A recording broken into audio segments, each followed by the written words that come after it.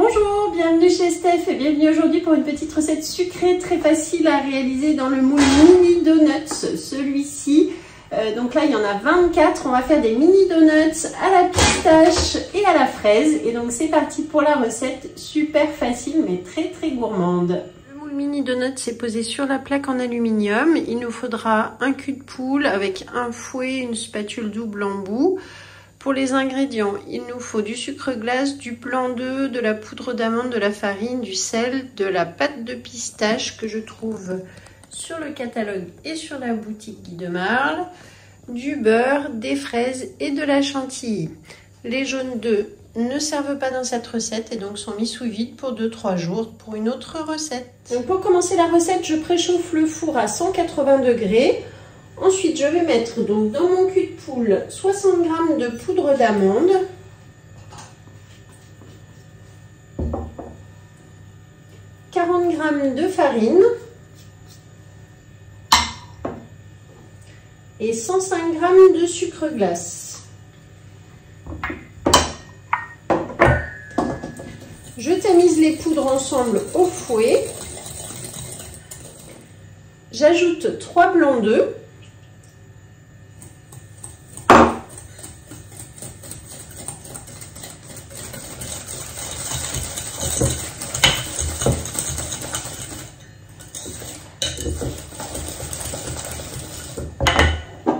Et enfin, une cuillère à soupe de pâte de pistache. Donc c'est la pâte de pistache gourmandise. Alors lorsque vous ouvrez le pot, vous voyez un petit peu d'huile au-dessus. Donc là, il faut bien mélanger avec la cuillère magique votre pâte. Et ensuite, on prélève donc une cuillère que l'on va mettre dans la préparation. Voilà, donc là, je mélange bien. Et ensuite, je mets donc l'équivalent d'une cuillère dans ma préparation que je vais battre au fouet.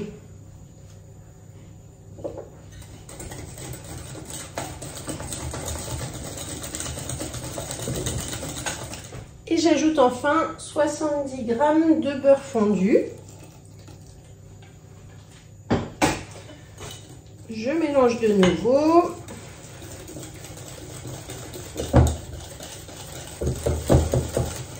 Ensuite, donc je vais mettre le support dans la poche, une douille unie petite pour remplir mes mini donuts. Et donc je vrille ma poche, je la rentre ici dans la douille pour bien fermer, faire un bouchon.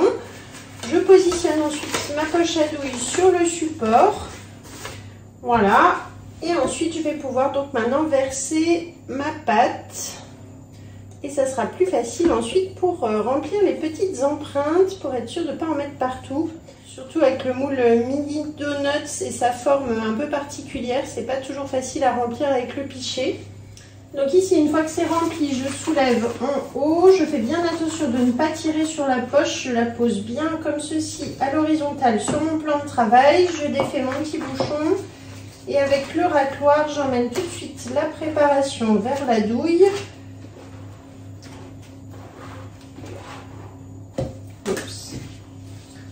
Ensuite, je vais pouvoir donc remplir.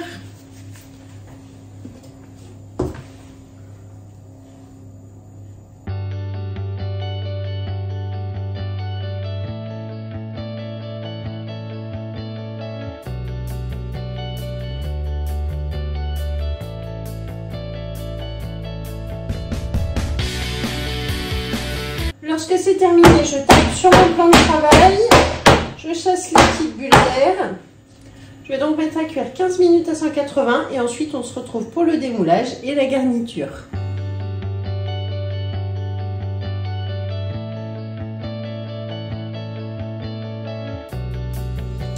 Voilà donc au bout de 18 minutes, mes mini donuts sont cuits. Je les ai laissés refroidir. Je vais pouvoir maintenant les démouler et les présenter sur mon plat de service. Et ensuite, je vais les laisser refroidir avant de les garnir avec la crème. Donc, soit vous utilisez de la crème chantilly toute prête, soit vous pouvez la faire vous-même avec de la crème entière battue, un peu de mascarpone éventuellement. Et on va préparer également les fraises qui sont là sous Be-Save et que je vais découper du coup en petits morceaux. Voilà, donc dans le plat bambou ovale. Et je les laisse un petit peu refroidir, donc avant de les garnir, je vous retrouve tout à l'heure.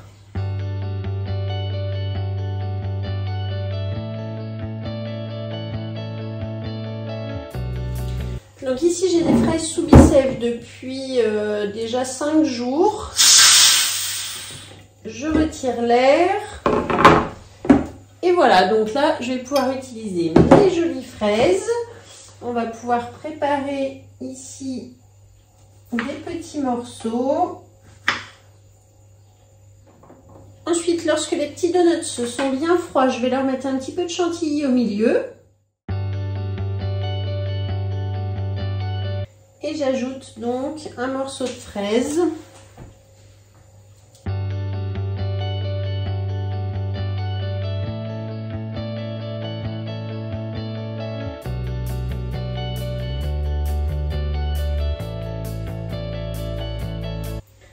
Ainsi qu'une petite feuille de menthe.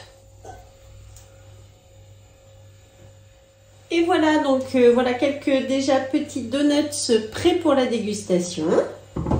Voilà, donc là ça y est, j'ai terminé ma recette. J'en ai garni que quelques-uns. Il vaut mieux les faire au fur et à mesure que vous les mangez, du coup, pour pas que la chantilly non plus ne détrempe le biscuit.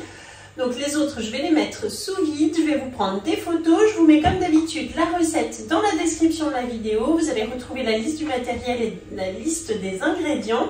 Vous retrouvez toutes mes coordonnées. Si vous cherchez une conseillère Guide de Marne, n'hésitez pas à me contacter. Je pourrai vous renseigner avec grand plaisir et vous aider dans vos commandes. Je vous remercie de m'avoir suivi, likez, abonnez-vous à la chaîne YouTube chez Steph et parlez-en autour de vous. À la semaine prochaine.